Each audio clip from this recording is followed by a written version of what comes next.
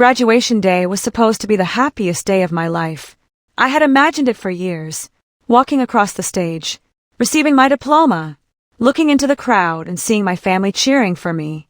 I worked incredibly hard to get there. I studied late into the night, worked part-time to pay my bills, and survived on very little sleep. Every assignment, every exam, every sacrifice had led to this moment. A week before graduation, I invited my parents. My mother barely looked up from her phone. "We'll see if we're free." My father sighed. "Your sister has a dance competition that day." I forced a smile. "It's okay."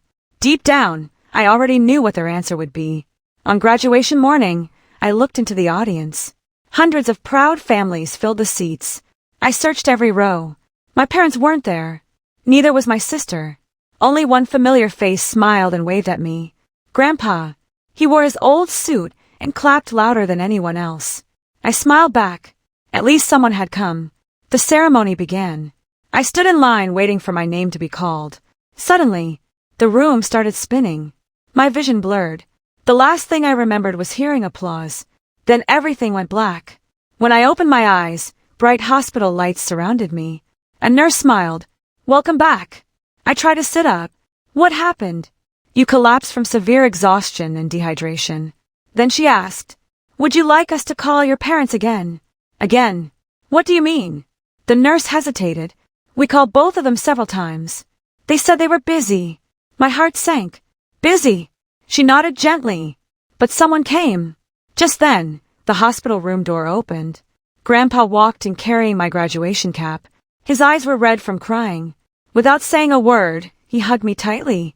"I wasn't going to let you wake up alone," he whispered. At that moment, I realized something painful.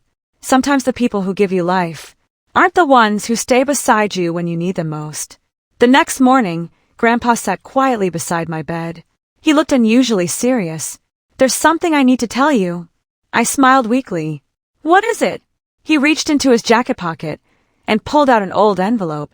"I've carried this for 10 years. Inside was a letter written by my late grandmother. It was addressed to me. If you're reading this," she wrote, "it means you've become the strong person I always believed you would be." Tears filled my eyes. Grandpa explained that Grandma had left him one final request. If the day ever came when I felt completely alone, he was to give me the letter. There was also something else inside. A small key. "What does it open?" I asked. Grandpa smiled. "We'll find out together." A few days after I left the hospital, Grandpa drove me to the bank. The key opened a small safety deposit box. Inside were old photographs, handwritten journals, and one legal document. It revealed that Grandma had quietly created an education fund years earlier. Not because she thought I would fail, because she worried no one else would help me if I ever needed it. There was also one final note. Success isn't measured by who applauds when you win. It's measured by who sits beside your hospital bed when life falls apart. I looked at Grandpa. He smiled through tears. I promised her I'd never let you face life alone. A week later, my parents finally came to see me. They carried flowers. They looked uncomfortable. My mother spoke first. "We heard you were discharged." I nodded. "You heard?" My father couldn't meet my eyes. "We thought you were just tired." I quietly placed my graduation cap on the table. "Do you know who caught it after I collapsed?" They shook their heads. "Grandpa, do you know who answered every phone call?" Again silence. "Grandpa, do you know who never left the hospital?" Neither of them could answer. Because they already knew. The flowers stayed on the table. But the silence said far more than any apology ever could. Months later, I started my dream job. Life slowly returned to normal. My health improved. My confidence returned. One evening, I framed 2 photographs side by side. The first showed me receiving my diploma. The second showed Grandpa sitting beside my hospital bed, still wearing the same suit from graduation. To anyone else, they looked like ordinary pictures. To me, they told the entire story. One captured success. The other captured love. My parents eventually apologized. They admitted they had always assumed there would be another ceremony, another celebration, another chance. Life doesn't always give us another chance. Grandpa understood that better than anyone. Years later, whenever people asked about my graduation day, I never talked about the diploma first. I talked about the old man who sat beside my hospital bed all night without complaining once. Because that was the moment I truly understood what family means.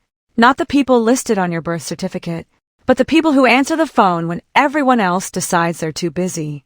And sometimes, the proudest person at your graduation isn't the one clapping the loudest. It's the one quietly holding your hand when the applause suddenly stops. Subscribe button and turn on the bell icon so you never miss a new emotional story. Your support means more than words can say, and it helps us continue bringing these untold stories to life.